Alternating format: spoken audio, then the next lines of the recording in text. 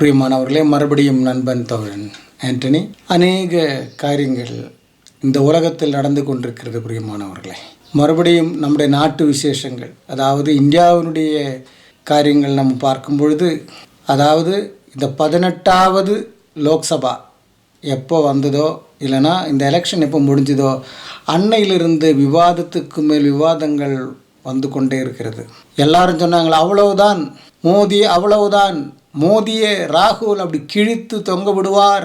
TDP Nitish Kumar, TDP Chandrababu Naidu, RJD Nitish Kumar, அவ்வளவுதான். 2 பேரும் இன்னும் மோடியை இப்படி திரும்ப விட மாட்டாங்க, அப்படி திரும்ப விட மாட்டாங்க, அப்படி இப்படி. எங்களுக்கு ஸ்பீக்கர் வேணும், எங்களுக்கு ரயில்வே வேணும், எங்களுக்கு ஃபினான்ஸ் வேணும், எங்களுக்கு ஹோம் மினிஸ்ட்ரி வேணும், அது வேணும், இது வேணும். ஒன்றும் கிடைக்காதுன்னு அப்போவே நானூறும் பேசி கொண்டிருந்தேன். ஒன்றும் பிஜேபியிலிருந்து கிடைக்காது.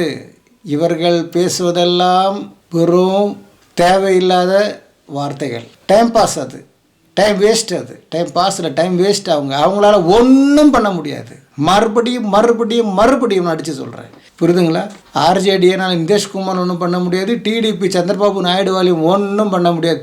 இவ்வளோ குதிச்ச சந்திரபாபு நாயுடு கிடைச்சது ஒரே ஒரு கேபினெட் மினிஸ்டர் போஸ்ட். 16 எம்பி இருக்கின்ற டிடிபி சந்திரபாபு நாயுடு கிடைச்சது ஒரே ஒரு கேபினெட் மினிஸ்டர் போஸ்ட்டு தான். ஒன்றும் பண்ண முடியல. அப்படியே கால் விழுந்துட்டார்ல. இப்போது ஸ்பீக்கர் போஸ்ட்டு கிடைக்கலன்னா அப்போது நான் சொல்கிறேன், ஒன்றும் பண்ண முடியாது. அதே மாதிரி தான் நிதிஷ்குமார், ஆர்ஜேடி, எங்களுக்கு ஸ்பீக்கர் போஸ்ட் வேணும், எங்களுக்கு டெப்யூட்டி ஸ்பீக்கர் போஸ்ட் வேணும், எங்களுக்கு அது வேணும், இது வேணும். ஒரு புண்ணாக்கும் கிடைக்கல, ஒன்றும் கிடைக்கல. என்ன பண்ணாங்க ஆர்ஜேடி? அவ்வளவுதான். ஏன்னா அதுக்கேற்றபடி ஃப்ராடு தானம், எல்லாம் கூட்டுக்கல்லர்கள். இவர்களெல்லாம் பிரியமானவர்களே, அரசியல்வாதிகள் அத்தனை பேரும் கூட்டு கல்லர்கள் தான். ஒன்றுக்கு மிஞ்சினவங்க தான், புரியுதுங்களா?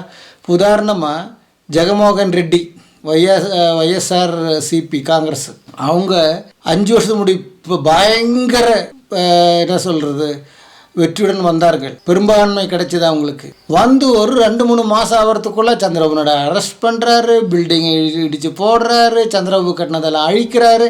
அதாவது அரசியல் டிப்ளமேட்டிக்காக செய்ய தெரியாத முண்டங்க, அப்படி தான் நான் சொல்லுவேன். இனிமேல் தங்களுக்கு தான் இந்த உலகம் நினச்சிட்டாங்க.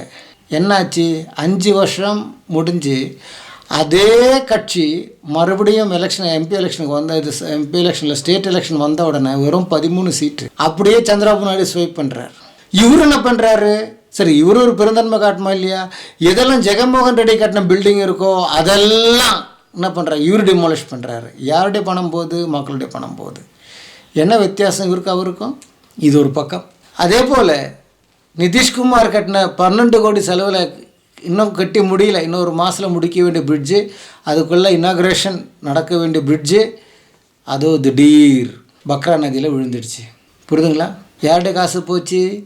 ஜனங்களுடைய காசு போச்சு. யாருடைய பாக்கெட்டுக்கு வந்தது? Contractor, MLA, MP, Nitish Kumar, party எல்லாருடைய பாக்கெட்டுக்கும் வந்துடுச்சு.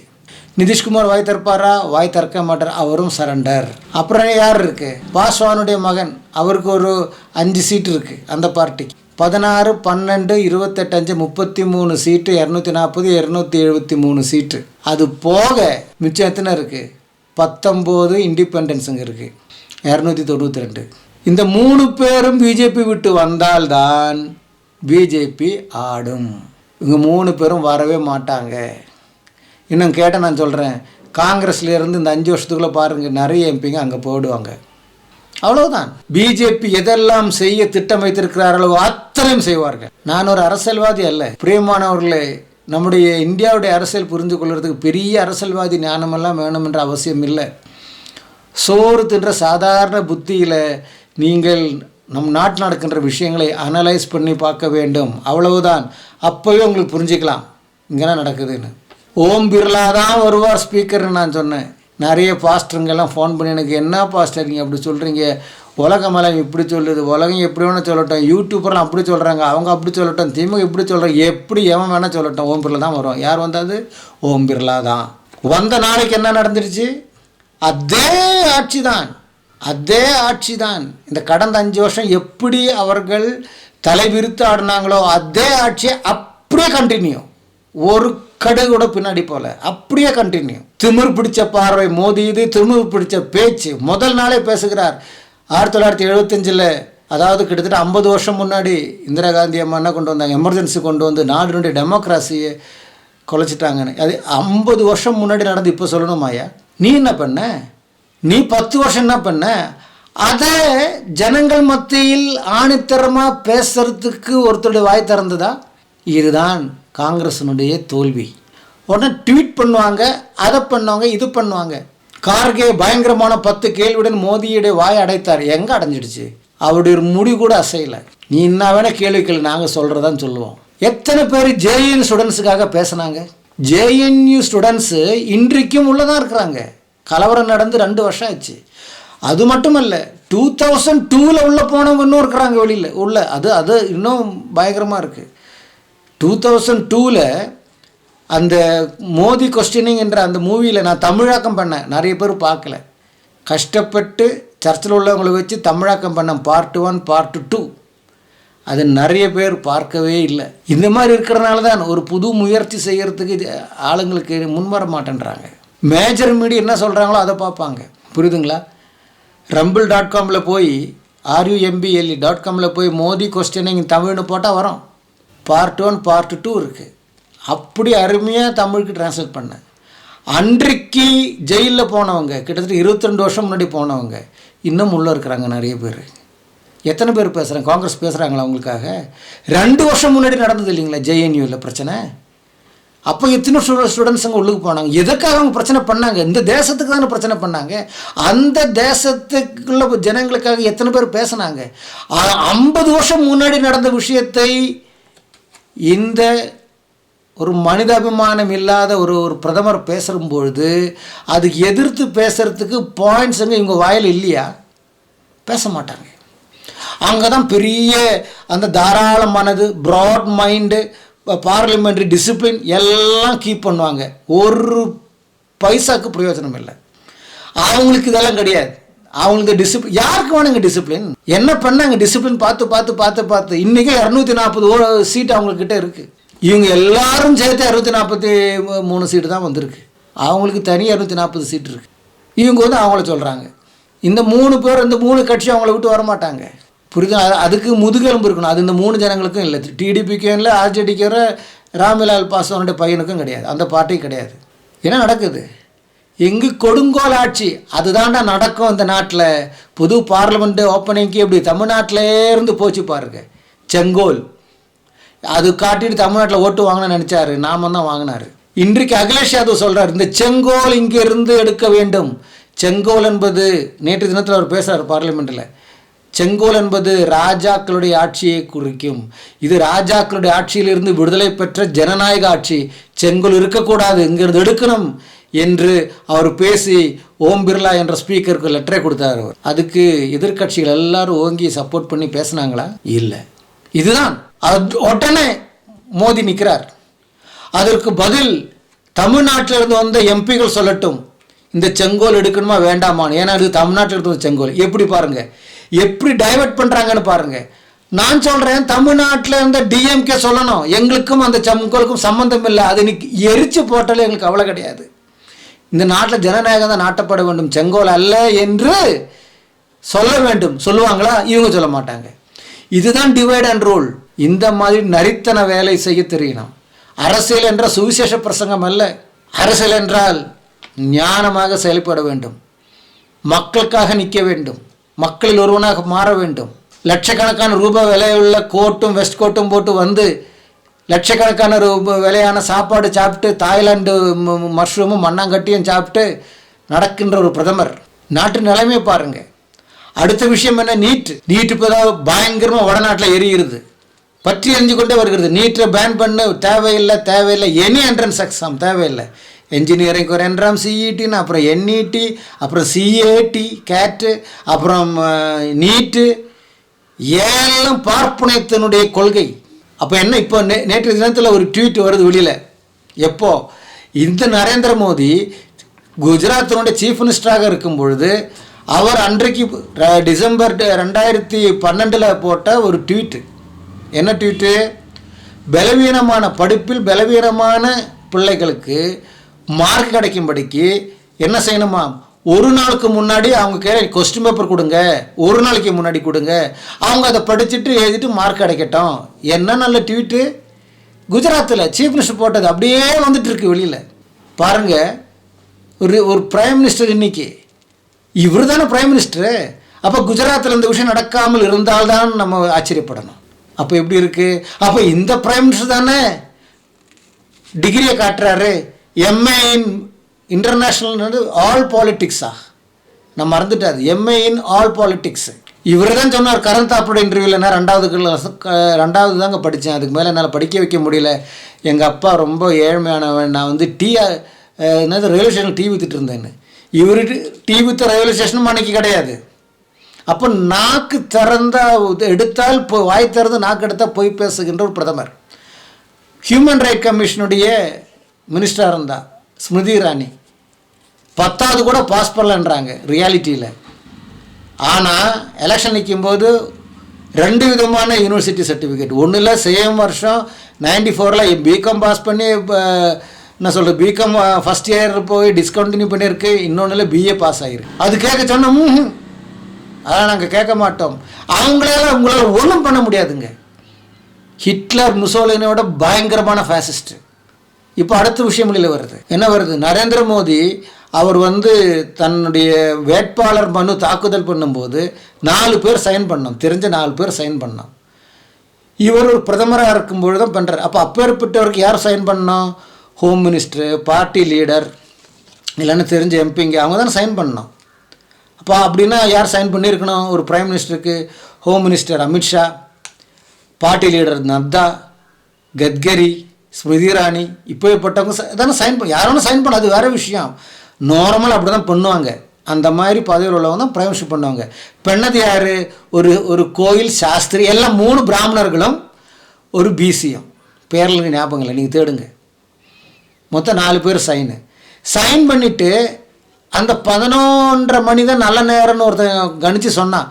அந்த நேரத்தில் உள்ளே போகும்போது அங்கே எலெக்ஷன் ஆஃபீஸர் சொல்கிறார் என்னன்னு, 3 பேர் தாங்க அலவுடு, 4 பேர் உள்ளே வரக்கூடாதுன்னு. அப்போ வந்து 3 பிராமணர்கள் உள்ளே போகிறாங்க.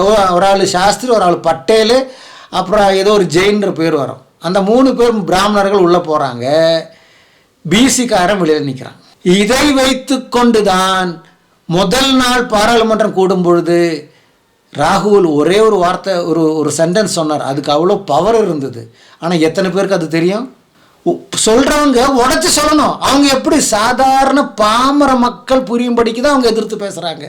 காங்கிரஸ்காரங்க பேசுகிறதெல்லாம் ஹைலி இன்டலெக்சுவல் புரியுற போட தான் பேசுவாங்க, உடச்சி பேச மாட்டாங்க. அவங்க எல்லாம் ரோட்டில் போகிற அம்மா தாயின்னு சொல்கிற அந்த கீழ்மட்டத்தில் இருக்கின்ற பிச்சைக்காரன் கூட புரியுறது போல தான் அவர்கள் அரசியல் பேசுவாங்க. ஆனால் காங்கிரஸுங்க பேசுகிறது ஹைலி படித்த இன்டலெக்சுவல் புரியுற மாதிரி தான் பேசுவாங்க. இவர்கள் அரச சாசனத்தை கையில் எடுத்து ஜெய் சம்விதான், ஜெய் என்னது பீம் அப்படின்னு சொன்னதுக்கு என்ன காரணம் யாருக்கும் தெரியாது. அப்புறம் அலசி பார்த்தா தான் காரணம் தெரியுது. என்னன்னா ராஜீவ்காந்தி அதில் ஒன்று மன்னிக்கணும், ராகுல் காந்தி ஒன்று ஆட் பண்ணுறார். ஜெய் சம்விதான் அகெயின்ஸ்ட் மனுஸ்மிருதி அப்படின்றார். மனுஸ்மிருதி வேண்டாம், அரசியல் சாசனம் வேண்டும் அப்படின்னு. எதுக்கு ஒரு மனுஸ்மிருதி வேண்டான்னு சொன்னார் தெரியல. அப்போ சொல்கிறோன்னா சொல்லணும். ஏன் மனுஸ்மிருதி வேண்டான்னு சொல்கிறார் என்றால், இந்த பிரதமர் இப்படி செய்தார், மனு தாக்கல் பண்ணும்போது இந்த 4 பேர் அடி சொல்லணுமா இல்லையா? வாய் திறந்த பச்சை போய் பேசுறன்ற இந்த பிரதமர் இல்லாததெல்லாம் உண்டுன்னு சொல்கிறவர், ஜவஹர்லால் நேரு, இந்திரா காந்தி எல்லாரையும் பச்சை ஒரு மாதிரி திட்டுறவர், அது கூட ராகுல் காந்திக்கு சொல்ல முடியாதா? அப்போ யார் இந்த மாதிரி ஊடுருவி விஷயத்தை சிந்திக்கிறார்களோ அவருக்கு மட்டும்தான் புரியும் ஏன் அவர் மனுஸ்மிருதி வேண்டாம் என்று சொன்னார் என்று. ஏன்னா மனு தாக்கல் பண்ணும்பொழுதே அவர் 3 பிராமணர்களும் பிசியை கொண்டு போய் பிசியை வெளியே பாட்டி 3 பிராமணர்களை தான் உள்ளே கொண்டு போனார் என்று அவர் செய்தார் என்று அவர் சொல்லணும். இது மனுஸ்மிருதிக்குள்ளே வழிகாட்டுக்குது. கொஞ்சம் உடச்சி சொன்னால் என்ன இல்லை, அது வந்து பாராளுமன்ற மரியாதை இல்லை. யாருக்குங்க வேணும் மரியாதை? சாதாரண ஜனங்கள் புரிஞ்சுக்கணுங்க, சாதாரண ஜனங்கள் புரிஞ்சுக்கிற போல பேசணுங்க. அப்போ நீங்கள் யாருக்காக பேசுகிறீங்க? நீங்கள் ஹை கிளாஸும் ஹை இன்டெலிஜென்ஸ் ஜனங்க தான் பேசுகிறீங்க. நீங்கள் அதனால தான் 100 வாங்கி உக்காந்துட்டுருங்க. இப்போ பாருங்கள், 140 சீட்டில் 100, 300, 200 ஓட்டில் ஜெயித்தவங்க தான். என்ன நடக்குது? சுப்ரீம் கோர்ட்டில் ஃபைல் பண்ணாங்க, ஈசி கிட்ட கேட்டாங்க, ஒன்றும் நடக்கிறது இல்லை. ரீகவுண்டிங் கிடையாது, ரீஎலெக்ஷன் கிடையாது. அது அவ்வளோதான். நீ எங்கே வேணால் கேஸுக்கு போ, என்ன வேணால் பண்ணு, புரட்சி வெடிக்கணும். நான் சொல்லிக்கிட்டே வரேன், புரட்சி வெடிக்கணும். சரி, கடைசியாக வந்து இந்த மகாராஷ்டிராவில் பாம்பேயில், சவுத் பாம்பேயில் வந்த எலெக்ஷன் 48 ஓட்டுக்கு ஜெயித்தவர்.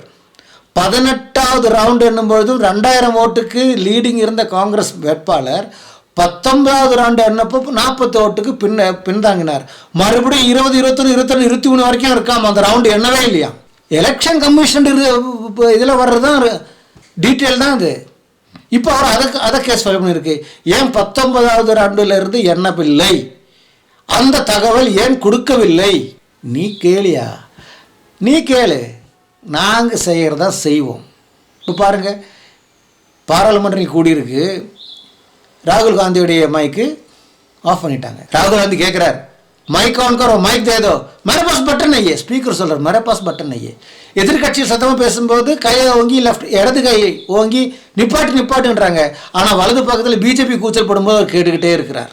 முதல் நாள், அதாவது 26ஆம் தேதி, அது இன்றைக்கி தான் அந்த செய்தி வருது, முதல் பாராளுமன்றத்தில் ஜம்மு காஷ்மீர்லேருந்து வந்த எம்பி சொல்கிறார், நீங்கள் போன 17வது பாராளுமன்றத்திலும் நீங்கள் ஸ்பீக்கராக இருந்தீர்கள், ஆனால் அன்றைக்கு நீங்கள் இந்த பாராளுமன்றத்தில் பிஜேபி பார்ட்டினுடைய ஒரு எம்பி காஷ்மீரோட எம்பி இஸ்லாமாக இருக்கிறபடினால் நீ ஒரு உக்ரவாதின்னு சொன்னப்போ, தீவிரவாதின்னு சொன்னப்போ நீங்கள் மௌனம் பண்ணீங்க, நீங்கள் மௌனமாக இருந்தீங்க.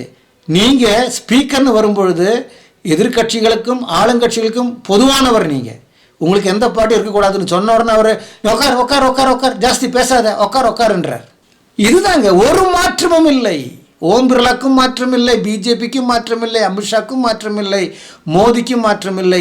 என்னென்னமோ யூடியூப் சொல்கிறாங்க, இனிமேல் ராகுல் காந்தி சொல்வாரா, மோடி வந்து ஆமம் போட்டு கேட்கணுமா? ஒன்றும் கிடையாது. மோடியுடைய தலையில் இருக்கின்ற ஒரு மயிறு கூட கொட்டாது. நான் சொல்கிறேன், ஒன்றும் பண்ண முடியாது.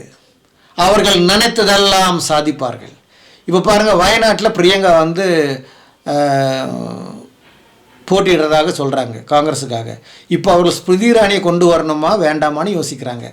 அப்படி ஒருவேளை ஸ்மிருதி இரானியை கொண்டு வராவிட்டால் நத்தாவை அங்கேருந்து தூக்கி அந்த ஸ்மிருதி இரானியை ஆல் இண்டியா பிஜேபி பார்ட்டி லீடராக மாற்றணும் என்ற ஒரு சிந்தனையில் இருக்கிறாங்க. பாருங்கள், அவங்க ஆளுங்களை அங்கே விட்டு கொடுக்காமல் இருக்கிறாங்கன்னு பாருங்கள். காங்கிரஸில் அப்படி இல்லை. 100 கோடி தரான்னு சொன்ன உடனே இந்த எம்பி பிஜேபி போயிடுவோம், அவ்வளோதான் விஷயம், வேற ஒன்றும் அல்ல. என்னென்ன நடக்குது பாருங்க. நம்ம இப்போ ஜனநாயகமா என்னமோ ஜெயிச்சிடணும், அப்படியே தான். எதிர்கட்சிகள் இனிமே ஸ்ட்ராங் எதிர்கட்சி, ஒரு மண்ணங்கட்டி ஸ்ட்ராங் எதிர்கட்சியும் கிடையாது, ஒன்றும் கிடையாது, ஒன்றும் நடக்க போகிறதில்ல. ரயில் விபத்து நடந்தது, என்ன ஆச்சு? இது காங்கிரஸ் காலத்தில் ரயில் விபத்து நடந்திருந்தோம், எவ்வளோ பெரிய போராட்டம் நடந்திருக்கும், எவ்வளோ பெரிய போராட்டம் நடந்திருக்கும். ஒன்றுமே ஊருக்கே தெரியல ஒரு ரயில் விபத்து நடந்தது. போன வருஷம் அதே ஜூனில் ஒரு சில நடந்தது. என்ன நடந்தது? ஒன்றும் நடக்கலை. இவர்களை உங்களால் ஒன்றும் பண்ண முடியாது பிரியமானவர்களே, ஒன்றும் பண்ண முடியாது. இன்னொரு விஷயத்தை கூட சொல்லி நான் வந்து கொஞ்சம் இன்டர்நேஷ்னல் விஷயம் இன்றைக்கி பேச வேண்டியதாக இருக்குது. ஒருவர் யூபியில் என்ன நடந்திருக்கு, பக்ரீதுக்கு ஒரு ஜெயின், அவர் பிஜேபி எம்பி, அவர் முஸ்லீம்னுடைய தாடி குல்லாலாம் வச்சு வேஷம் போட்டு ஆடுங்களை பெலிக்கின்னு பக்ரீத் கொடுக்கறதுக்குன்னு விற்கிறதுல 40 ஆடை வாங்கி, அவங்க சொல்கிற விலைக்கு 40 ஆடை வாங்கி ஃப்ரீ பண்ணிட்டாராம். 40 ஆடுகளோட உயிரை நான் காப்பாற்றினேன். இந்த ஜெயினுங்களுக்கு தான் 3 பெரிய, அதாவது ஹை எஃபிஷியண்டான மாட்டுக்கறி எக்ஸ்போர்ட் பண்ணுற கம்பெனி இருக்குது யூபியில். 3 ஜெயின்கள், காளமாடு, பசுமாடு, எருமாடு எல்லாம் அவங்க எக்ஸ்போர்ட் பண்ணுறாங்க. இந்தியா உலகத்தில் நம்பர் 1 பீஃப் எக்ஸ்போர்ட்டு.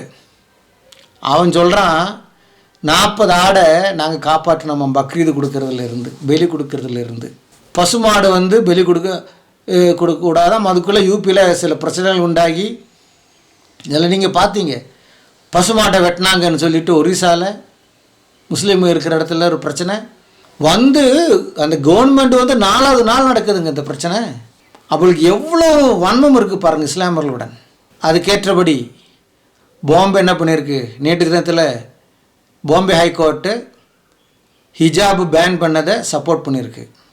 ஆமாம், மாணவர்கள் எந்த மதத்தினுடைய அடையாளத்தையும் அணிந்து கொண்டு கல்லூரிகளுக்கு வரக்கூடாது என்ற சட்டத்தை அவர்கள் என்ன சொல்கிறாங்க, அந்த சட்டம் நிறைவேற்றதை ஓகே கொடுத்துட்டாங்க, அதை சப்போர்ட் பண்ணுறாங்க.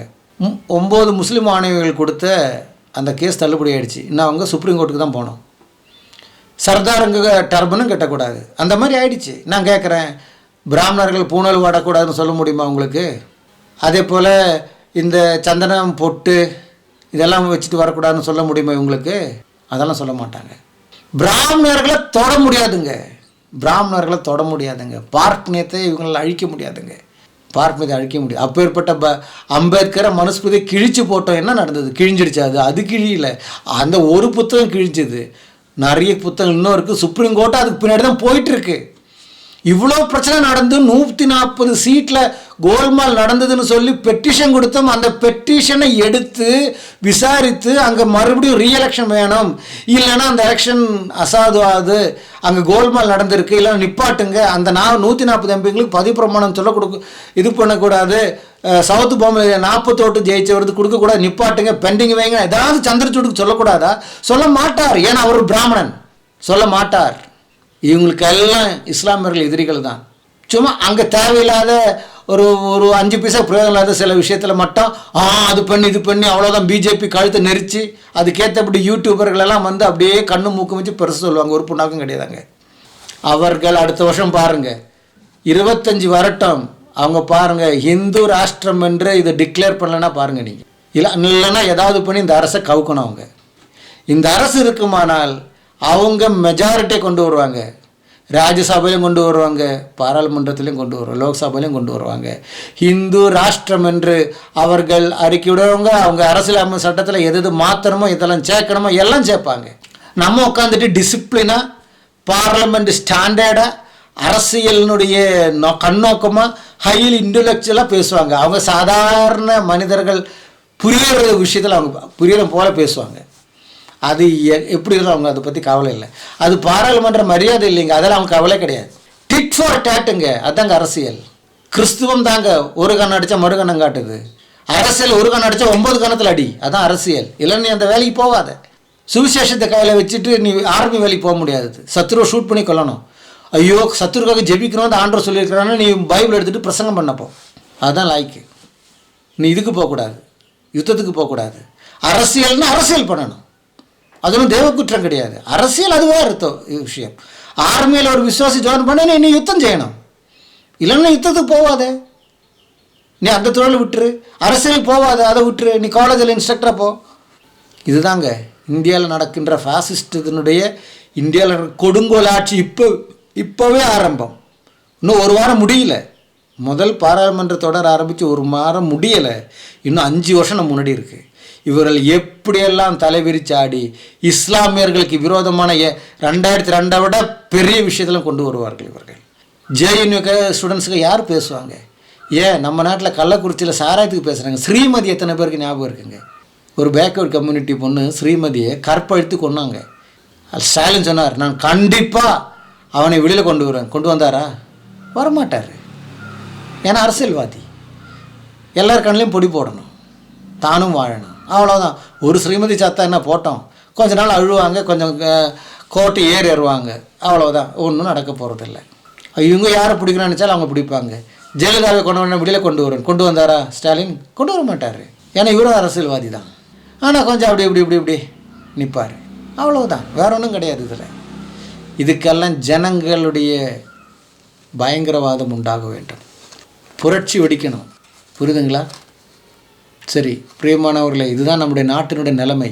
நீங்களும் நானும் நினச்சா நடக்காது. நம்மை போல் கோடிக்கணக்கானவர்கள் நினைக்கணும், அப்போது இது நடக்கும். நான் 140 கோடி ஜனங்கள் இருக்கு இல்லையா, அவங்க நினச்சால் இது நடக்கும்.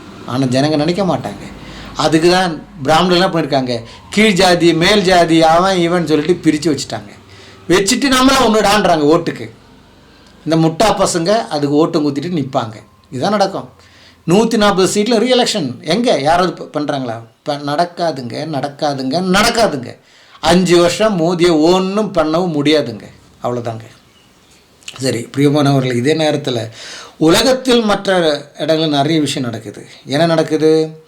உலகத்தில் ரஷ்யா அர்மேனியா என்ற நாட்டை ஏமாற்றி விட்டது. இப்போ அது ஒரு பெரிய ரஷ்யாவிலும் பேச்சு பொருள், யூரோப்பில் பேச்சு பொருள். ஏனென்றால் 1919 இந்த விஷயத்தை நாம் புரிந்து கொள்ள வேண்டும். 1919 தான் அர்மேனியாவுக்கும் அசர்பைஜானுக்கும் மத்தியில் அந்த பார்டர் விஷயம் வந்தது. 1919 ஃபஸ்ட்டு வேர்ல்டு வாருக்கு அப்புறம். அது அப்படியே நடந்து முடிஞ்சிருக்கும்பொழுது ரஷ்யாவினுடைய கம்யூனிசம் வருது. அசர்பைஜானையும் அர்மேனியாவையும் கிர்கிஸ்தான், தஜிகிஸ்தான், உஸ்பெகிஸ்தான், கசாக்ஸ்தான் இப்படி எல்லா ஸ்தானையும் என்ன பண்ணுறாங்க, ரஷ்யனுக்குள்ளே கொண்டு வந்து USSR, United Soviet socialist republic அப்படின்ற யுஎஸ்எஸ்ஆராக இருந்தது. மறுபடியும் 1989 அது உடஞ்சி ரஷ்யா இண்டிபெண்ட் ஆகிடுச்சு. மற்ற எல்லா நாடுகளுக்கும் சுதந்திரம் கிடைச்சிது. அதுக்கு முன்னாடி ஒரு விஷயம் என்ன நடந்ததுன்னா, 1940 இதுக்கு முன்னாடி, அதாவது ஸ்டாலின் இருக்கின்ற பீரியடு, அப்புறம் நடந்திருக்குன்னா அர்மேனியாவுக்கும் அசர்பைஜானுக்கும் நடுவில் இந்த பார்டர் விஷயம் 19 தொடங்கிடுச்சு இல்லையா. இப்போ 40 அங்கே வந்து 2 ப்ரோவின்ஸ் இருந்தது, 2 மாகாணங்கள் அப்படின்னு நம்ம சொல்லலாம். என்ன மாகாணங்கள் அது? நர்மோக்கு, இன்னொன்று வந்து கர்பாக். நர்மோக் என்ற ஒரு மாகாணம், கர்பாக் என்ற ஒரு மாகாணம். 2 மாநிலம்னு வச்சுக்கோமே. அது நம்முடைய கேரளா இல்லைன்னா தமிழ்நாடு, கர்நாடகா மாதிரி 2 மாநிலங்கள் அப்படி நம்ம ப்ரோவின்ஸ்ன்றாங்க, அது மாநிலங்கள். அது ரஷ்யா, இது அசர்பைஜானுக்கும் அர்மேனியாவுக்கும் நடுவில் இருக்கிறது. அங்கே விஷயம் என்னவென்றால், இந்த 2 மாகாணங்களிலும் இருக்கின்ற ஜனத்தொகையில் 90% அர்மேனியன் ஆர்த்தோடாக்ஸ் கிறிஸ்டியன்ஸ். புரியுதுங்களா? Armenian orthodox Christians. அது அர்மேனியா நாட்டுக்கு சேர்ந்தது தான். ஆனால் இந்த கலவரம் யுத்தான்ற போல் அது அசர்பைஜானுக்கு சேர்ந்ததுன்றாங்க. பட் அங்கே வந்து முஸ்லீம் கம்யூனிட்டி வந்து 1-2% தான் இருக்குது. மிச்சம் அத்தனையும் அர்மேனியன் ஆர்த்தோடாக்ஸ் கிறிஸ்டியன்ஸ். அதற்கென இவ்வளோ இம்பார்ட்டண்ட் அப்படின்னு கேட்டிங்கன்னா, கிறிஸ்டியன் ஹிஸ்ட்ரி நீங்கள் எடுத்து பார்த்தீங்கன்னா, சர்ச் ஹிஸ்ட்ரி, அதே போல் கிறிஸ்டியன் ஹிஸ்ட்ரி எடுத்து பார்த்தீங்கன்னா, முதல் கிறிஸ்துவ அரசு அவங்களுடைய கொள்கை நிமித்தம் உண்டாக்கப்பட்ட ஒரு அரசுன்னு சொல்கிறது தான் உலகத்திலேயே முதல் அர்மேனியன் ஆர்த்தோடாக்ஸ் சர்ச். அதுக்கு அண்டரில் தான், அதுக்கு பிறகு தான் பிரிட்டிஷும் எல்லாம் வந்து அந்த ஒரு கிறிஸ்டியானிட்டின்றதுக்குள்ளே வருகிறது. அதுக்கெல்லாம் பிறகு தான். புரியுதுங்களா? அப்போ அந்த அர்மேனியன் ஆர்த்தோடாக்ஸ் கிறிஸ்டியானிட்டி அன்னிலேருந்து இருக்கிறது. அவங்க தான் இங்கு கிட்டத்தட்ட 95-98% இந்த நர்மோக், கர்பாக் என்ற 2 மாகாணங்களில் இருக்கிறது. அப்போ 40 அர்மேனியா, அசர்பைஜான் எல்லாம் இந்த ரஷ்யாவுக்குள்ளே போனப்போ ரஷ்யன் சோல்ஜருங்க, ரஷ்யன் கவர்மெண்ட்டு இந்த 2 மாகாணத்தையும் ப்ரொடெக்ட் பண்ணுறதுக்கான ஒரு சோல்ஜர்ஸுங்களை ஆர்மியை வச்சுருக்காங்க அங்கே. அதாவது அந்த ஆர்மியோட தொகை வந்து 40,000 சோல்ஜர்ஸுங்க அன்னையிலேருந்து இருக்குது. புரியுதுங்களா? 90 ரஷ்யா விழுந்ததுக்கு பிறகும் இந்த 40,000 சோல்ஜர்கள் தொடர்ந்து இருந்துக்கிட்டே இருக்கிறாங்க. அதாவது ரிட்டையர் போனவங்க புதுசாக வருவாங்க, ரெஜிமெண்ட்டுங்க இருக்கும். அசர்பைஜான் நோண்டறதுக்கு போல் 90 எல்லாம் இண்டிபெண்ட் ஆகிடுச்சு. அர்மேனியா இண்டிபெண்ட் நாடாகிடுச்சு, அசர்பைஜான் இண்டிபெண்ட் நாடாகிடுச்சு, எல்லாம் ஆகிடுச்சு. ஆனால் அசர்பைஜான் ஒரு பக்கம் ஈரான் இருக்குது, துருக்கி இருக்குது, ஒரு பக்கம் ரஷ்யா இருக்குது, இப்படியெல்லாம் இருக்குது.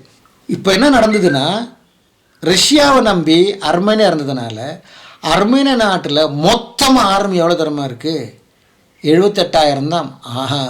அர்மேனியன் ஆர்மியினுடைய தொகை 78,000 பேர் தான் இருக்குது அர்மேனியாவுக்கு. லட்சம் கூட கிடையாது. ஏன்னா அவங்க வந்து ரொம்ப சைலண்டான நாடு.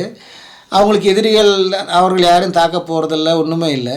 இந்த நர்பாக், கர்போக் என்ற அந்த 2 மாகாணங்கள் ரஷ்யாவினுடைய சோல்ஜருங்க தான் பாதுகாப்பு கொடுக்குறாங்க. அவங்களுக்கு வேண்டிய செலவு அர்மேனியா கொடுக்கறதுனால அர்மேனியா ரஷ்யாவை சார்ந்து இருக்கிறபடினால் அந்த இராணுவம் என்ற சிந்தனைக்குள்ளே அர்மேனியா போகலை. ஆச்சுங்களா? ஆனால் அசர்பைஜான் நடந்திருக்கு. அசர்பைஜானுடைய ஆர்மி அவர் நல்லா அந்த அரசு சேர்த்து ஈரான்கிட்ட இருந்து வெப்பன்ஸு, ஆயுதங்கள், டர்க்கின் இடத்துல இருந்து ஆயுதங்கள் எல்லாம் வாங்கி ஒரு நல்ல ஒரு பவர்ஃபுல் நாடு போல் அவங்க நிற்கிறாங்க அசர்பைஜான். உங்களுக்கு ஞாபகம் இருக்கும், சமீபத்தில் தான் அசர்பைஜானில் ஒரு பெரிய டேம் ஒன்று ஓப்பன் பண்ணுறதுக்கு ரைசி போய் ஹெலிகாப்டர் இதில் சத்துது. அதான் அந்த அசர்பைஜான். அங்கே தான் அவங்க வந்து இஸ்ரேலோடையும் கனெக்டட் ஆனவங்க. சரி, இது ஒரு பக்கம் இருக்கட்டும். இப்போ இந்த உக்ரைன் வார் என்ன நடந்தது? உக்ரைனில் இப்போ கடந்த ஒரு மாதமாக ரஷ்யா பின்வாங்கி ரஷ்யாவில் ஒவ்வொரு நாளும் 100, 200, 300 இந்த சோல்ஜருங்க ரஷ்யன் ஆர்மி விட்டு ஓடி போயிடுறாங்க. ஏன்னா அவங்ககிட்ட ஆர்ம்ஸ் இல்லை, ஆயுதங்கள் இல்லை, ஆயுதங்கள் பற்றாக்குறை ஆகிடுச்சு, சப்ளை வரமாட்டேங்குது. உக்ரைன் அடித்து ஏறுது. அமெரிக்கன் ஆயுதங்களும் ஃப்ரான்ஸ் ஆர்மி இப்போ உக்ரைனுக்காக போர் செய்யுது. ரஷ்யா பின்னடைஞ்சு போய் போன புதன்கிழமை ரஷ்யா வந்து பேச்சுவார்த்தைக்கு நான் தயார், சீஸ்ஃபயருக்கு நான் தயார்னு அறிக்கை விட்டுருக்கு. ஆனால் அதுக்கு எஸ் ஆர் நோ என்ற பதிலே செலன்ஸ்கி கொடுக்கல. செலன்ஸ்கி யார் என்றால் உக்ரைன் பிரசிடென்ட் கொடுக்கல. அவர் அடித்து நொறுக்கிட்டு எதெல்லாம் ரஷ்யா வந்து உக்ரைனுடைய சிட்டிகள் கைப்பற்றினாங்களோ எல்லாத்தையும் திருப்பி பிடிச்சிட்டு வர்றார் அவர். ரஷ்யாவுக்கு திருப்பி அடிக்கிறதுக்கு ஆயுதங்கள் இல்லை, ஜனங்களும் ஆர்மியும் கிடையாது. இந்த தருணத்தில் போன வாரம், ஏன்னா இப்போது 2 வாரம் முன்னாடி என்ன நடந்திருக்கு, ரஷ்யா 1940 40,000 சோல்ஜர்ஸை அங்கு வைத்து வந்த ஸ்டாலின்லேருந்து 2 மாதம் முன்னாடி வரைக்கும், 1 மாதம் முன்னாடி வரைக்கும் அந்த சோல்ஜர் அங்கேருந்து அந்த நம்பார்க் அண்ட் கப்ரோக் என்ற அந்த 2 மாகாணங்களை பாதுகாத்து வந்த அந்த ரஷ்யன் ஆர்மியை எந்த இன்ஃபர்மேஷன் அந்த ஓவர் நைட்டு அங்கேருந்து தூக்கி உக்ரைனுக்கு எதிராக போராடுறதுக்கு கூப்பிட்டாங்க. அப்படி அர்மேனியாவினுடைய ப்ரொடெக்ஷன் போச்சு. அப்படியே அர்மேனியா பெரிய ஒரு வஞ்சகத்துக்குள்ளே ஏமாற்றப்பட்டாயிடுச்சு. இந்த தருணத்தை பார்த்து, ஏன்னா இவங்ககிட்ட சோல்ஜர்ஸ் இல்லையே, வெறும் 78,000 பேர் தானே இருக்குது, என்ன பண்ணுறது? ரஷ்யா இந்த மாதிரி ஏமாற்றவும் தெரியல. இந்த தருணத்தை பார்த்து அசர்பைஜான் என்ன பண்ணியிருக்கு, அந்த 2 மாகாணத்துக்குள்ளும் தன்னுடைய ஃபோர்ஸ் அனுப்பி இந்த 2 மாகாணம் தன்னுடையதுன்னு சொல்ல ஆரம்பிச்சிட்டாங்க. 1919 இருக்கின்ற விஷயம் இது. இந்த 2 மாகாணங்களிலும் இஸ்லாமியர்கள் கிடையாது. 98% ஆர்மேனியன் ஆர்த்தடாக்ஸ் கிறிஸ்டியன்ஸு. கிட்டத்தட்ட 1,00,000 பேர் இன்னும் இருக்கிறாங்க 2 மாகாணங்களையும் சேர்ந்து. இவங்க என்ன பண்ணியிருக்காங்க, 1 வாரத்துக்குள்ளே இந்த 2 மாகாணத்தை விட்டு விரட்டி அடிச்சிருக்காங்க. இவங்கெல்லாம் அர்மேனியாக்குள்ளே வந்திருக்காங்க. இப்போ இவங்களுடைய சர்ச்சு, வீடு எல்லாம் விட்டு வந்திருக்காங்க. இப்போ யூரோப்பியன் யூனியன் முன்னாடி இவங்க போய் நிற்கிறாங்க. யார்? அர்மேனியா. எங்களுக்கு நீங்களும் உதவி செய்யணும், நேட்டோ பட்டம்லாம் எங்களுக்குள்ளே வரணும், இந்த மாகாணங்களை எங்களுக்கு திருப்பி தரணும் அப்படின்னு சொல்லி அது யூரோப்புக்குள்ளே பெரிய விஷயமா இருக்குது. ரஷ்யாவுக்கு பெரிய மானக்கேடாயிடுச்சு. இதுக்கு நடுவில் ரஷ்யா என்ன பண்ணியிருக்கு, நார்த்து கொரியான இடத்துல போய், ரஷ்யா யானைன்னா நார்த்து கொரியா பூனை, அவ்வளோதான், அவங்ககிட்ட போய் ஆயுதத்தை கேட்டிருக்காரு ரஷ்யா புட்டின். நீங்கள் பார்க்கலாம் யூடியூப்பில். அதுக்கு ஒரு ரஷ்யனுடைய ஓன் ப்ரொடக்ஷன் ஒரு லிமோசன் காரை ப்ரெசென்ட் பண்ணி அதெல்லாம் அவர் கார் ஓட்டுறது இதெல்லாம் யூடியூப்பில் உங்களுக்கு பார்க்கலாம். அப்போ அவர் வந்து அந்த என்னது கொரியனுடைய பிரசிடெண்ட் வந்து ஓகே நான் ஆர்ம்ஸ் தரேன்னு சொல்லிட்டு கரார் அந்த ஒப்பந்தம் பண்ணிவிட்டு ஒரு ரிட்டர்ன் வந்திருக்கிறாரு நார்த் கொரியானுடைய வெப்பன்ஸ். இது இப்போ நடந்திருக்கு. உக்ரைன் ரஷ்யாவை தாக்கி கொண்டு ரஷ்யா இப்போ புட்டின் பேச்சுவார்த்தைக்கு வந்திருக்கு. பாருங்கள், நான் சீஸ்ஃபயருக்கு ரெடின்னு 24 மணி நேரத்தில் இந்த நாட்டை நான் பிடிப்பேன்னு சொல்லி 68 கிலோமீட்டர் நீளத்துக்கு, அவ்வளோ தூரத்துக்கு 1000 கணக்கான டேங்கை நிப்பாட்டின ரஷ்யா எங்கே போச்சு? அங்கே தான் விஷயங்கள். யுத்த தந்திரம் தான், ஆம்ஸ் அல்ல, தந்திரமாக யுத்தம் செய்யணும். அவர் நின்று தந்திரமாக யுத்தம் செய்தார். 2.5 வருஷத்துக்குள்ளே போச்சு இப்போ அந்த யுத்தம். 2 நாளில் பிடிப்போன்னு சொல்லி 2.5 வருஷமாச்சு. இப்போ ரஷ்யா பேச்சுவார்த்தைக்கு வந்திருக்கு. இது ஒரு பெரிய விஷயமா இருக்கிறது பிரியமானவர்களே.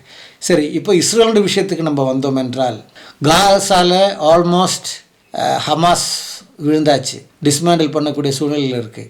ராஃபால ஹமாஸ் ஒன்றுமே இல்லாமல் ஆயிடுச்சு. பிணை கைதிகள் மட்டும் இப்போ கிடைக்கல. அதனால தான் அந்த சின்ன யுத்தம் நடந்துகிட்டு இருக்கு. இப்போ ஹமாஸில் முக்கியமாக 2 பேர் மிச்சம் இருக்குது. ஒன்று வந்து யாஹியா சின்வர் என்றவர், இன்னொருவர் வந்து இஸ்மாயில். யார்? இந்த டோட்டல் ஹமாஸோட லீடர். கத்தரில் 5 ஸ்டார் ஹோட்டலில் தங்கியிருக்கிறார்.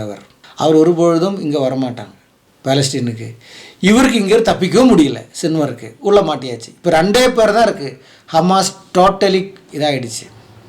ஆனாலும் அவர்களுடைய ரெய்டு நடந்துக்கிட்டே இருக்குது. இஸ்ரேல் ரெய்டு ஹமாஸ் நடந்துகிட்டு இருக்கு. ஆனால் எக்கச்சக்கமான இஸ்ரேலுடைய ஐடிஎஃப் ஆர்மிங்க அதை விட்டு வெளியில் வந்தாச்சு. ராஃபாவும் ஹமாஸையும் விட்டு கொஞ்சம் பேர் அங்கே இருக்கிறாங்க, அதை கண்காணிச்சுட்டு வராங்க. ஆனால் இப்போ அவங்க ஃபுல் ஃப்ளட்ஜாக எப்படி நிற்கிறாங்கன்னா, லெபனனுக்கு அகெயின்ஸ்டாக நிற்கிறாங்க. அதாவது ஐடிஎஃபினுடைய சீஃப் ஜெனரல், ஆர்மி ஜெனரல் சொல்லியாச்சு, நாம் யுத்தத்துக்குள்ள எல்லா வெப்பனரி எல்லாம் ரெடியாக இருக்குது. எப்போ நீங்கள் சிக்னல் கொடுத்தாலும் we start war against Hezbollah. அதில் லெபனான் ஆர்மி தலை போட்டால் லெபனானுக்கும் யுத்தம் போகும், ரெடியாக இருக்குது. ஆனால் ஃப்ரான்ஸும் அமெரிக்காவும் சொல்லுது, தயவிட்டு நீங்கள் யுத்தத்துக்கு போவாதீங்கன்னு சொல்கிறாங்க. ஆனால் நெத்தன்யாஹூ கேட்கல. சில விஷயத்துக்கு அவர் வெயிட் பண்ணுறார். கேபினெட்டு சேங்ஷன் பண்ணியாச்சு. இன்னொரு நெத்தன்யாஹூவோட ஒரே ஒரு கமாண்ட், கோ ஹெட், அவ்வளோதான், முடிஞ்சிடுச்சு, யுத்தம் ஸ்டார்ட். ஹிஸ்புல்லாக்கு எகெயின்ஸ்ட்டு. ஹமாஸ் இது ஓரளவுக்கு முடிச்சாச்சு அவங்க, புரியமானவர். ஆனால் பிணை கதைகள் கிடைக்கல, அது வேறு விஷயம். ஹூத்திங்க என்ன ஆகிடுச்சு, ஆல்மோஸ்ட் அடங்கியாச்சு. சும்மா பெப்பன்னு ஒரு நியூஸ், இதோ அமெரிக்காவோட இது பண்ணிட்டாங்க, இன்னும் அமெரிக்கா இது பண்ணிட்டாங்கன்னு ஒன்றும் பண்ணலை. இதெல்லாம் சும்மா இந்த யூடியூபருங்க அடித்து விட்றது. சில யூடியூப் நீங்கள் பார்த்துருப்பீங்க, 5 minutes ago wonder happens அப்படின்னு சொல்லிட்டு போடுவாங்க. என்னமோ காபா மேலே ஒரு பருந்து உட்காருறது போல், என்னமோ டிவைன் நடக்குது. அதெல்லாம் சும்மா ஃபோட்டோஷாப்பில் பண்ணுறது. இந்த மாதிரி தான் இந்த விஷயம் நடக்குது. ஹூத்திங்க இப்போ எங்கே இருக்குன்னு தெரியல, அவங்களும் அடங்கியிருக்கு. ஈரான் 50 நாளுக்குள்ளே பிரசிடண்ட்டை தேர்ந்தெடுக்கணும், அப்புறம் அடுத்த விஷயம் என்னன்னு தெரியல. ஹிஸ்புல்லாவில் இது எல்லா தலைவர்களும் கேப்டன் கமாண்டர்கள் எல்லாம் சத்தாச்சு. ஹசன் நஸ்ருல்லான்ற மட்டும் தான் இருக்கிறார். அவரே சொல்கிறார், நான் எப்போ வேணாலும் கொல்லப்படுவேன் மொசாது கையிலன்னு அவரே சொல்கிறார். மொசாது ஒன்றும் சொல்லலை, அவரே சொல்கிறார், எப்போ வேணாலும் நான் தாக்கப்படுவேன் என்று. அந்த நிலைமையில் தான் ஹிஸ்புல்லா இருக்குது. பிரியமானவர்களை, இதெல்லாம் ஒரு பக்கம் இருக்குது. உலகம் மௌனமாக வேடிக்கை பார்க்குது, புரியுதுங்களா? இன்னொரு பக்கம் சவுதி அரேபியா யூரோப்பினுடைய ஸ்டாண்டர்டெல்லாம் வளர்ந்துக்கிட்டு வருகிறது. இதை நம்ம எச்சரிக்கையாக பார்க்க வேண்டும். சவுதி என்பது அப்ராஹிமுடைய சந்ததிகள், கேத்துராலுடைய பிள்ளைகள், ஷேபா தேதான், அந்த ப்ரோவின்ஸ் தான் சவுதி அரேபியா நம்ம ஆதி ஆகமத்தில் பார்க்கிறது. அவர்கள் யூரோப்பினுடைய ஸ்டைலுக்கு போகிறாங்க. இப்போ இருக்கின்ற முகமது பின் இஸ்மாயிலியா என்றவர் தான் அங்கு அதிபர் பிரின்ஸாக இருக்கிறார், ராஜாவாக இருக்கிறார். அவர் என்ன செய்கிறார், ராஜ குடும்பத்தினுடைய அதிகாரத்தில் எடுத்துட்டார். அவர் நீங்களும் தின்னது போதும்ட்டார்.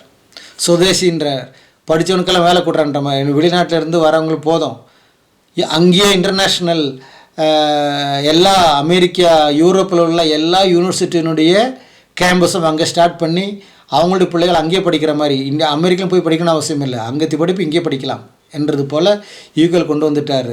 பாருங்க ஓப்பன் பண்ணுறாரு, கேஷனோஸை ஓப்பன் பண்ணுறாரு, பன்னிக்கறி விற்கிறதுக்குள்ள கடைகள் ஓப்பன் பண்ணுறாரு. சர்ச்சுகள் மட்டும் ஓப்பன் பண்ணாமல் வச்சிருக்கிறார் அவர். அதுவும் ஓப்பன் ஆகிடும் வருகின்ற நாட்களில் நினைக்கிறேன். அந்த மாதிரி அவர் ஒரு யூரோப்பியன் ஸ்டாண்டர்டு கொண்டு வராங்க. ஹிஜாப் கம்பல்சரின்னு சொல்லிட்டார் அவர். லேடிஸுங்க டிரைவ் பண்ணலாம், லேடிஸு போலீஸுக்குள்ளே ரெக்ரூட் பண்ணுறார், லேடிஸுகளுக்கு ஃபுல் விடுதலை கொடுக்குறார். அந்த ஷரியத்தில் ஒன்று தூக்கி போட்டார் அவர். குரானில் இருக்கிற ஷரியத்தில் சவுதி அரேபியா தூக்கி போட்டுட்டு புது சட்டத்தை அவர் கொண்டு வருகிறார். இப்படி சவுதி அரேபியா ரிஃபார்மேஷனுக்குள்ளே போகிறது. ஆல்ரெடி துபாயில் ஹிஜாப் என்பது பேன் பண்ணியாச்சு. பேன் பண்ணினா வேணா போடு, இல்லைனா போடாத, அவ்வளோதான். அப்படி சவுதி அரேபியா ரிஃபார்மேஷனுக்குள்ளே வந்து கொண்டிருக்கிறது. பிரியமானவர்களே, இதை நாம் புரிந்து கொள்ள வேண்டும். இதெல்லாம் ஒரு உலகம் ஒரு மாற்றத்துக்குள்ளே போகுது. அதே போல் இன்னொரு விஷயம் சொல்ல போனால், ஹிஜாப்னுடைய விஷயம் இப்போ நம்ம பாம்பே ஹைகோர்ட்டை பேன் பண்ணதை அவங்க அங்கீகரிச்சிருக்காங்க. அப்போது இன்னும் இந்த ஸ்டூடெண்ட்ஸ் எங்கே போனோம், சுப்ரீம் கோர்ட்டுக்கு போனோம். ஆனால் அதே நேரத்தில் நம்ம இந்தியா விட்டு விரிவாக்கமாக பார்க்க போனால் நம்முடைய பக்கத்தில் இருக்கின்ற இஸ்லாம் நாடுகள் இருக்குது, புரியுதுங்களா? அந்த இஸ்லாம் நாடுகளும் நம்ம பார்க்கணும். இந்தோனேஷியா பேன் பண்ணியிருக்காங்க, தேவையில்லை, ஹிஜாப் போகணுன்னு அவசியம் கிடையாது, நோ கம்பல்சரி, புரியுதுங்களா? அதே மாதிரி தஜிகிஸ்தான், உஸ்பெகிஸ்தான், கசாக்ஸ்தான், கிர்கிஸ்தான், தஜிகிஸ்தான் போன வாரம் இந்த எல்லா ஸ்தானங்களும் ஹிஜாபே போடக்கூடாதுன்னு சட்டத்தை கொண்டு வந்துட்டாங்க. நோ ஹிஜாப். ஹிஜாப் போடுறது அரேபியன் கல்ச்சர், அது உள்ளே வரக்கூடாதுன்ட்டாங்க அவங்க. இந்தோனேஷியன் சொல்லியாச்சு, ஹிஜாப்ன்றது அரேபியன் கல்ச்சர், நம்ம இஸ்லாமாக இருப்போம் ஆனால் அரேபியன் கல்ச்சராக இருக்கணும்னு அவசியம் கிடையாது அப்படின்னு கொண்டு வந்துட்டாங்க. ஆனால் நம்ம இந்தியாவில் மட்டும் ஹிஜாப் பேன் பண்ணும்பொழுது பிரச்சனையாவது. நான் அதுக்குள்ளே பேச போகல, ஏன்னா இது ஒரு மத நாடல்ல, ஒரு இஸ்லாம் நாடோ ஹிந்து நாடோ கிறிஸ்டின் நாடோ இல்லை, இது ஜனநாயக நாடு, மதசார்பற்ற நாடு. ஆனால் இந்த மதசார்பற்ற நாடு சவுதி அரேபியாவில் போல் கிர்கிஸ்தான், உஸ்பெகிஸ்தான், தஜிகிஸ்தான் போகிற நாடெல்லாம் அவங்க ரிஃபார்மேஷனுக்குள்ளே வரும்பொழுது மதசார்பற்ற இந்திய நாடு ஹிந்துத்துவா என்ற ஹிந்து மதத்துக்குள்ளே போகிறாங்க. இவங்க உல்ட்டா போகிறாங்க. அங்கே தான் பரிதாப நிலையை நம்ம பார்க்க வேண்டியதாக இருக்குது பிரியமானவன். இப்போ உங்களுக்கு ஓரளவுக்கு புரிஞ்சிருக்கும்னு நினைக்கிறேன் நம்மளோட உலகம் எங்கே நோக்கி போய் கொண்டிருக்கிறது என்று. இஸ்ரேல் ஒரு பக்கம் பாலஸ்தீன் யுத்தம் இதாகிடுச்சு, அடுத்து லெபனான் யுத்தம் என்ற விஷயத்துக்கு போகிறாங்க. லெபனோனியம் அடக்கியாச்சுன்னா இப்போ இஸ்புல்லா இந்த ஹமாஸுக்கு கிடைக்க வேண்டியெல்லாம் கிடைச்சாச்சு. அவர் 100 வருஷத்துக்கு முன்னாடி போயிட்டாங்கன்னு சொல்லலாம். இன்னும் அதெல்லாம் சரி பண்ணி வரத்துக்கு எப்படியும் ஒரு 10 வருஷம் 15 வருஷம் ஆகும். இப்போது இஸ்புல்லா அடுத்த அடிக்கு ரெடியாக இருக்கிறாங்க. ஒரு வேளை நாளைக்கும் யுத்தம் தொடங்கலாம், அடுத்த வாரம் யுத்தம் தொடங்கலாம். ஒருவேளை அந்த ஹசன் நஸ்ருல்லான்றவர் எலிமினேட் ஆகிடுச்சுன்னா ஒருவேளை இந்த யுத்தம் பின்வாங்கவும் செய்யலாம், சொல்ல முடியாது.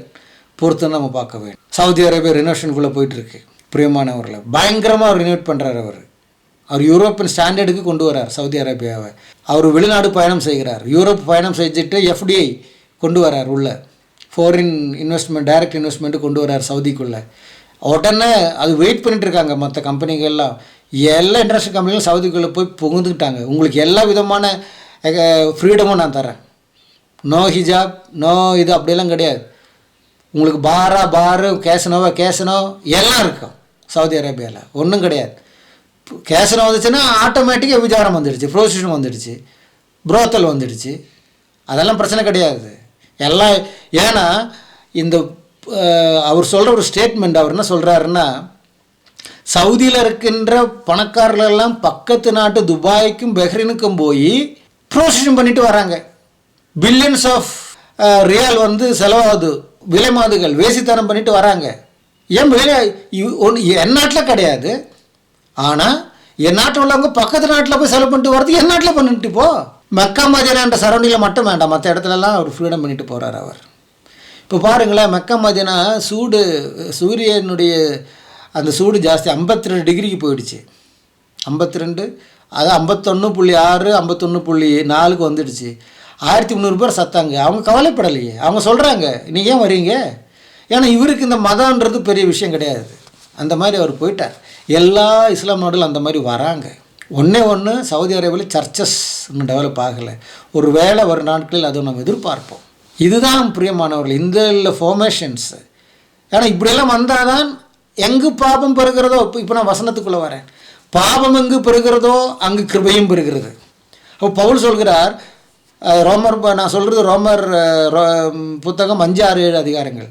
ஆகையினால் நாம் கிருபை பெருகும்படிக்கு பாபம் செய்யலாமான்னு கேட்குறார். இல்லவே இல்லை. கிருபை பெருகட்டோன்னு சொல்லிட்டு பாபம் செய்யணும்னு அவசியம் இல்லை. ஆனால் பாபம் பெருக கிருபை வரும். பாருங்க, பாரும் ப்ரோஸ்டியூஷனும் எல்லாம் கேஷனும் அரேஞ்ச் பண்ணும்போது இன்னும் சர்ச்சு தான் ஓப்பன் ஆகலை. மறுபடியும் அங்கே சர்ச்சு கூட ஓப்பன் ஆகிடுச்சு என்றால் இஸ்ரேலினுடைய அப்ரஹாமிக் அக்கோர்டு என்ற விஷயம் நல்லா சக்ஸஸ் ஆகும். இதாகும். இப்பேற்பட்ட விஷயங்கள் தான் நம்ம பார்க்கணும். முன்மாரியை காட்டிலும் பின்மாரி அதிகமாக பெய்ய தொடங்கும் பிரியமானவர்களே. சவுதி அப்படி ஆரம்பித்தாச்சுன்னா ஆல்ரெடி துபாயில், குவைத்தில் சர்ச்சுங்க இருக்குது, பஹ்ரைனில் சர்ச்சுங்க இருக்குது, துபாயிலலாம் ஓப்பன் சர்ச்சுங்க இருக்குது. ஆனால் ஒரு இடம், இப்போ நம்ம நினைக்கிற மாதிரி இங்கே ஒரு சர்ச்சு அங்கே சர்ச்சுங்கள, சர்ச்சுக்குன்னு ஒரு இடம் இருக்குது. அந்த இடத்துல பில்டிங்ஸுங்க இருக்குது. அதில் எல்லா சர்ச்சும், பெண்டகோஸ்ட் சர்ச்சு, தமிழ் சர்ச்சு, மெலன் church, Armenian church, orthodox, catholic, யாக்கோபா, எல்லா சர்ச்சும் டைம் டிஃப்ரென்ஸில் நீங்கள் பண்ணிக்கோ. அவங்களுடைய மசூதி அங்கங்கே இருக்கும். அதே போல் சர்ச்சஸ் அங்கங்கன்றது கிடையாது. ஒருவேளை சவுதி அந்த மாதிரி கொண்டு வந்து நாளைக்கு வரும் நாட்களில் அதுவும் இந்த மாதிரி பரவிடு சென்றால் முன்மாரியை காட்டிலும் பின்மாரி அதிகமாக பெய்ய போகுது. நம்ம நினைக்கிறது முன்மாரி பின்மாரினா இதுதான் நம்ம நாட்டில் நடக்கிறது. அந்நிய பாஷை பேசினாண்டா பரிசுதாவி, அந்நிய பாஷை வேணும் பரிசுதாவி இல்லைன்னு சொல்லிட்டு பந்தகோஸ்தக்காரங்க கூட்டுறாங்க. இந்த பொய் போதகம் எல்லாம் அடிபடுது. இப்போவே வண்டவனம் தண்டவாளத்தில் வருது. புரியுதுங்களா? காசு, பணம், செல்வம் இதுதான் ஆசீர்வாதம்னு சொல்லிட்டு பேச ஆரம்பிச்சிட்டாங்க. ஆனால் இதெல்லாம் அழிந்து போகும். நிலையானது வரும்பொழுது அற்பமானது ஒழிந்து போகும் பிரியமானவர்களே. அதுபோல் ஒரு ரிஃபார்மேஷனுக்குள்ளே நம்ம பார்க்கின்றோம். இன்னொரு விஷயம், இந்த ரிஃபார்மேஷன் நம்முடைய இந்தியா இன்னொன்று வரும்போது ஒரு ஞாபகம் வருது. என்ன நடக்கிறது? ராமர் கோயில் இருக்கின்ற அயோத்தியாவில் அது சுற்றியுள்ள இடங்களில் இஸ்லாமியர்லாம் இருந்தாங்க. ஆனால் அங்கெல்லாம் ஆதி நாட்களில் கொஞ்சம் முன்னாடி மீனை விற்கக்கூடாதான், மாட்டு இறைச்சி, ஆட்டு இறைச்சி, கோழி இறைச்சி எதுவுமே விற்கக்கூடாதுன்னு மாதிரி அப்போ இருந்துதான். ஆனால் ராமர் கோயிலெல்லாம் கட்டி வர ஆரம்பித்தோன்னா அந்த இடங்களெல்லாம் இறைச்சி கடைகளெல்லாம் ஜாஸ்தி ஆகிடுச்சான். எப்படி இருக்குது பாருங்கள். யூபியில், டெல்லியில் எல்லாம் பீஃபு கிடைக்குது. அப்போ இவங்க யார் கண்ணில் மண்ணு போடுறாங்க? எந்த பொய் பிரச்சாரம் பண்ணுறாங்க? நான்வெஜ்ஜுக்கு கடைகள் ஜாஸ்தி ஆகிக்கொண்டே வருகிறது, வியாபாரம் கூடிக்கிட்டே இருக்குது யூபியிலையும் எல்லாம். இது வெளியில் உலகம் சொல்லாமல் இருக்கிறாங்க. ஊடகங்கள் இதை பற்றி பேசுகிறதே இல்லை. ரிஃபார்மேஷன் எல்லா இடத்துலையும் நடக்குது பிரியமானவர்களே. சர்ச்சஸ் அதே போல் பெருக வேண்டும். சவுதியில் மட்டுமல்ல, நம்ம நாட்டிலையும் யூபியிலும் எல்லாம் பெருக வேண்டும். வட இந்தியாவில் நான் இருக்கின்ற இந்த கர்நாடகத்தில் பெருக வேண்டும். மஷ்ரூம் மாதிரி சர்ச்சஸ், இந்த மெகா சர்ச்சஸை உடைக்க வேண்டும்.